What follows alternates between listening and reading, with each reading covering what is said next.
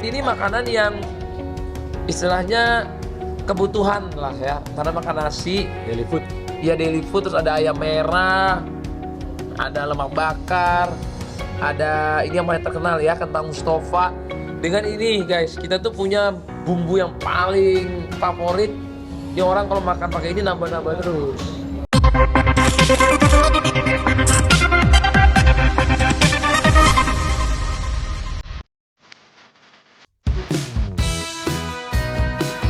Atta Halilintar kembali hadir dengan langkah baru. Kali ini Atta mencoba hal baru dengan membuka sebuah restoran Nusantara bertajuk Lama. Dalam kesempatan tersebut, Atta menjelaskan makna dibalik nama Lama. Nama ini berasal dari bahasa Padang yang berarti enak, sebuah konsep kuliner Nusantara dengan perpaduan rempah dan bumbu lokal terbaik. Sejak pertama dibuka, restoran milik Atta langsung diserbu pengunjung.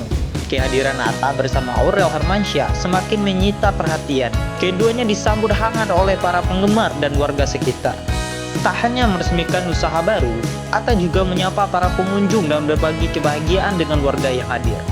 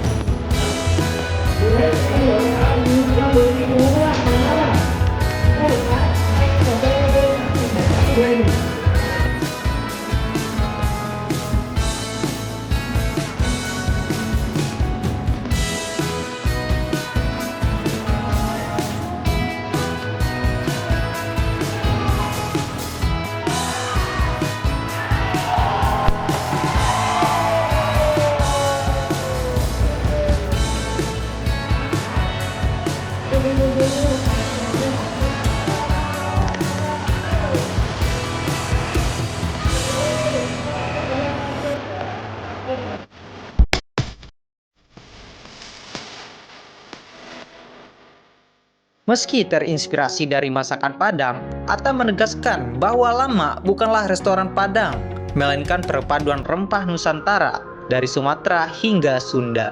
Sebuah konsep rasa yang kaya dan berani.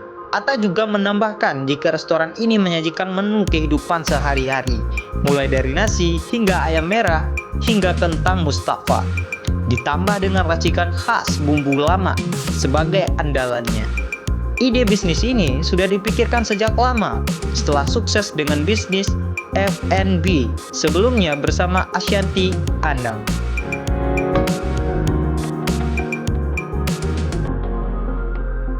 Oke, bismillahirrahmanirrahim. Alhamdulillah ini namanya lama itu kan artinya enak sebenarnya. Cuman karena aku itu berasalnya dari Padang, jadilah lama gitu. Ya lama itu kan enak. Kalau enak rasa kan kayaknya udah ada yang pikir atau kayak gimana gitu ya Mas ya. Jadinya nemulah lama kayaknya bagus gitu, simple, lama, rasa. Jadi mewakili nama dari Indonesia, apalagi ini kan kita di sini motonya Cita Rasa Nusantara, bukan rumah makan Padang ya di sini. Jadi Cita Rasa Nusantara yang kita itu ada berbagai bumbu lokal yang kita kumpulin. Inilah bumbu lokal yang selalu bikin nagih makannya tuh kayak pengen tambah terus gitu. Jadi ini menu-menu pertamanya. Insya Allah nanti seiring berjalannya waktu mungkin ada tambahan-tambahan menu lagi begitu ya. Jadi pas ya. Mas. Ini makanan yang istilahnya kebutuhan lah ya. Karena makan nasi, daily food. Ya daily food, terus ada ayam merah, ada lemak bakar, ada ini yang paling terkenal ya, kentang Mustafa. Dengan ini guys, kita tuh punya bumbu yang paling favorit. Ini orang kalau makan pakai ini nambah-nambah terus.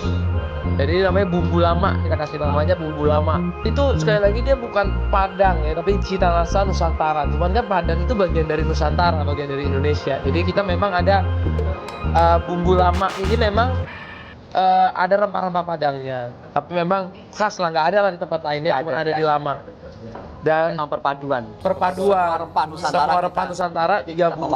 Jawa, Sunda semua. Jawa sudah ada. Kalau kata istriku untuk cabai-cabai yang di sana, terus dia juga ada apa sih namanya satu lagi ya kemarin ya, cabai yang apa sih? Ya, cabai daun ketumbar. Cabai daun ketumbar itu terkenalnya kalian di tempat istriku dari Jember, di Jawa dan lain-lain. Terus kalau ini nasi apa namanya Mas? Ini nasi kerabu. Nasi kerabu. Nasi kerabu ini viralnya juga terkenalnya dari Melayu. Jadi Sumatera sana ya. Jadi ini macam-macam sih. Ada yang dari Ini mertua Mas Anang Hijau. Oh iya, Mas Anang Hijau. Cumi-cuminya juga ini Indonesia banget. Lemak bakarnya juga Melayu, terus ada ya macam-macam lah dari Sumatera, Jawa, Sunda. Kalau aku sih udah lama nggak F&B itu cuma Lumiere itu aja sih, udah 5 tahun ini nggak ada buka. Dan alhamdulillah sampai hari ini Lumiere kita bagus. Dan walaupun sempat kemarin tuh ada ujiannya sedikit, terus kita rombak manajemen dan lain-lain. Sekarang omset kue kita lumayan bagus, bahkan online-nya kami tuh bisa kirim ke seluruh Indonesia. Jadi kalau ditanya kenapa buka F&B terus dan nggak terus sih, jadi udah lama Lumiere aja. 5 tahun ini, habis itu tiba-tiba lahirlah Lama Rasa ini. Yang mereka nggak tahu persiapannya berapa lama. Iya, dan mungkin dia nggak tahu ini kan persiapannya 1 tahun. Hampir Jadi, setahun nih matengin menunya. Jadi review lagi 2 bulan kemudian masih nggak dapet rasanya, review lagi ya Mas ya. Betul. Bulan ke-4, bulan ke-6, bulan ke-8 Kemarin mau opening masih review menu lagi. masih ada perubahan lagi. Jadi kita bukan cuma pengen buka rumah makan, tapi pengen memang menyajikan makanan yang enak, yang ya Bisa diterima lah. bisa diterima, dan ini juga bisa jadi manfaat juga karena alhamdulillah visi misinya salah satunya membuka lapangan kerja yang banyak. Jadi semoga dengan adanya rumah makan dari Lama Rasa ini kita juga bisa ada roda ekonomi juga yang berputar. Oh banyak tuh jadi. Bagus piring jadi. Tunggu. Palaku. Ini nggak pedes. Isinya ada apa aja Bang Atta? Review. Oh sorry. Nah ini ada nasi kapau, ini ayam merahnya crunchy. Nasi kerabu. Belibet. Typo. Ini ada nasi kerabu, ayam merah, dan juga lemak bakar. Hah? Dari telang.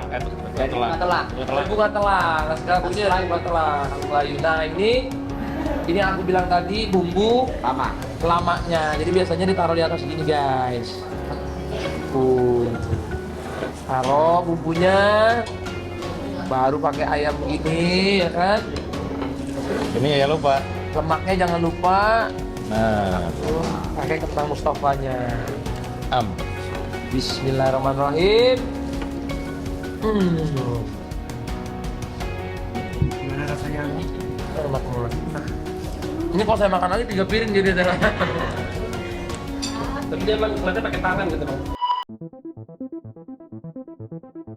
Di era digital, Atta mengakui harus terus beradaptasi dengan media sosial. Meski YouTube masih menjadi rumahnya, Atta menyebut TikTok kini memiliki dampak yang lebih besar. Soal konten, Atta menyebut kini lebih memilih fokus ke bisnis dan keluarga. Jika dulu aktif memproduksi banyak konten per hari, kini prioritasnya berbeda. Atta pun mengaku bersyukur atas rezeki yang diterimanya di usia muda. Seiring perannya sebagai ayah, Atta kini ingin membangun sesuatu yang memiliki nilai dan bermanfaat bagi banyak orang.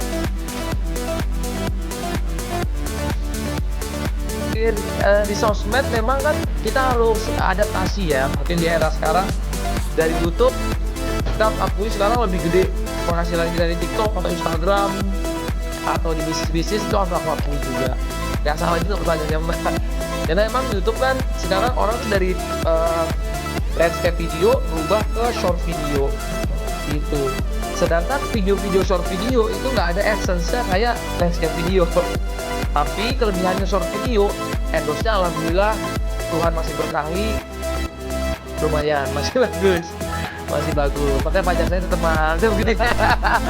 Ya sebenarnya kita sih seneng ya, apalagi Mas Nana sama Kang Dewa ini juga pengen kan kita kalau bukan sesuatu jadi manfaat juga. Nanti bukan hanya di hari opening doang, bahkan kita di Jumat Berkah pun bakal ada gitu. Jadi kita pengen setiap niat baik nanti dijalankannya juga dengan baik, dan juga ada program-program yang baik juga. Jadi menurutku itu salah satunya kalau kita bisa berimpact ataupun bisa bergait masyarakat sekitar juga. Dengan kita ketemu aja tadi pada seneng, kita foto-foto juga alhamdulillah banyak yang seneng, itu aja udah cukup.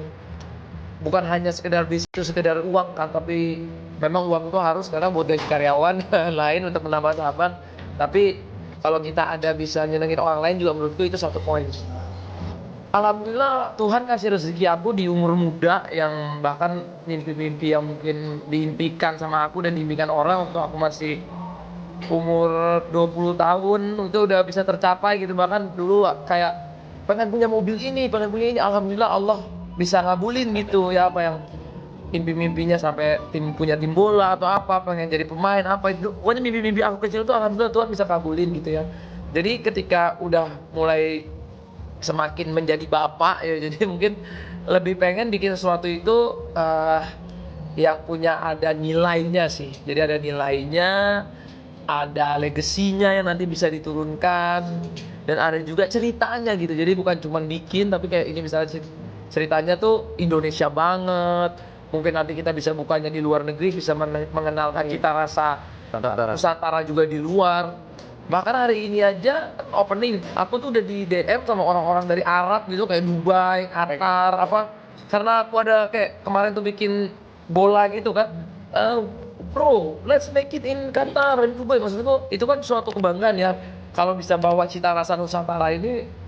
Karena aku yakin sampai hari ini aku di luar itu nggak pernah merasain makanan seenak di Indonesia, nggak pernah. Jadi aku tuh nggak pernah betah juga. Lah, aku sekarang juga di YouTube kan lebih ke yang aku bikin tuh yang pengen aku bikin aja. Kalau dulu mungkin aku sehari bisa 3 kali bikin konten, sekarang aku lebih banyak memang di bisnis, terus antar anak sekolah pagi-pagi.